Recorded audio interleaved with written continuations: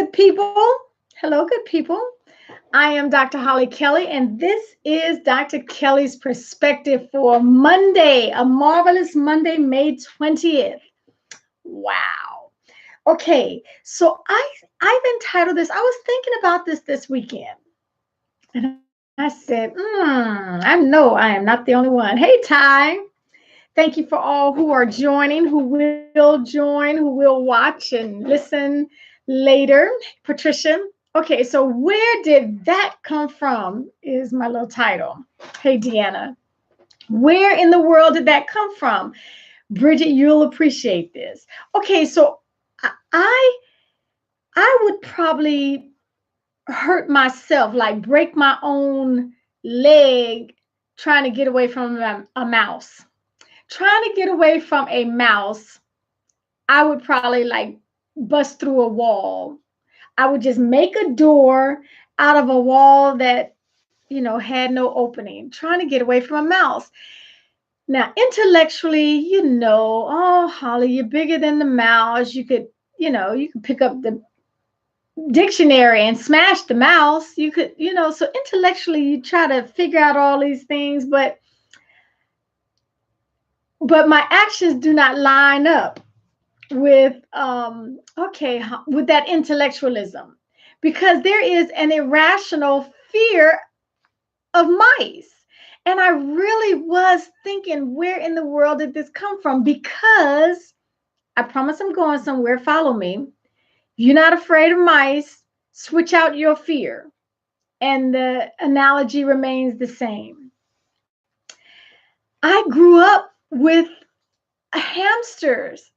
I grew up with a hamster, Mr. D.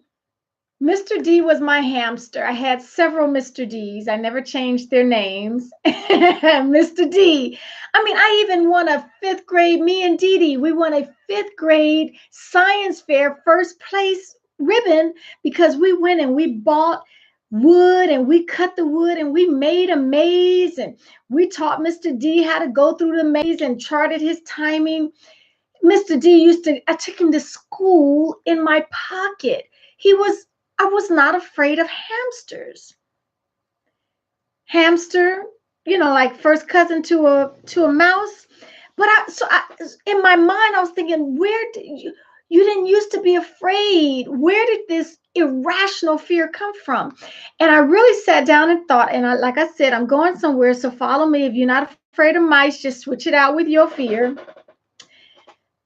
I remember one time when my mother had let me get a hamster, and for some kind of way, the hamster got out. Mr. D got out of the cage, out of his habit trail. Bridget, remember the habit trails?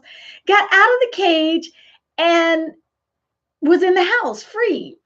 When we got home that afternoon, my mother was on the top of the kitchen table, not making a move, and had been there all day since she found out Mr. D. This was long before pre-cell phone days. So wasn't no calling me at school, none of that. She did not move from the kitchen table, and she was petrified. And I think now she never said, "Okay, Holly Dolly, look at this and start being afraid." It wasn't like that. Hello, thank you for joining me, Nancy. And some kind of way, I picked up on that fear. And decades later, I am still, like I said, I would probably hurt myself trying to get away from the room where there was a mouse. So fast forward to when I have children, I know I have this irrational fear of mice in particular. But I also don't really like horses. Even though I think they're beautiful. So I made a conscious decision that our girls would not be afraid of horses or mice. So what did I do? I let the baby, who is an animal person, I let her she had parakeets, she had hamsters, she didn't do the guinea pigs. I always took them horseback riding, because I never wanted them to be afraid. I took them horseback riding, and they loved horseback riding. they were grown before they found out I'm afraid of horses. And that was on purpose. It made me feel better that my fear didn't transfer to them. And so here is where we are, May 20th of 2019. I'm not asking you to psychoanalyze anything, but I really want you to think into your fears and what in the world. Here's the challenge. Where did that come from? So even if you're not interested in figuring out who put that on you, I want you to stop and slow down and think about what fears, what doubts are you transferring to others around you. They have no issues with money. They have no issues with relationships, with men, with love, with trust. And yet some kind of way you have transferred fears, even unknowingly, to people who are around you, to people who look up to you and depend on you, who need you. There's an irrational fear that doesn't quite make sense for this person. Well, my goodness, have you ever been in a horrible car accident and that's why you're afraid of driving? Or you No. Have you ever been horribly betrayed and that's why you trust no one? No. Where did someone put that fear? Someone transferred those doubts onto you.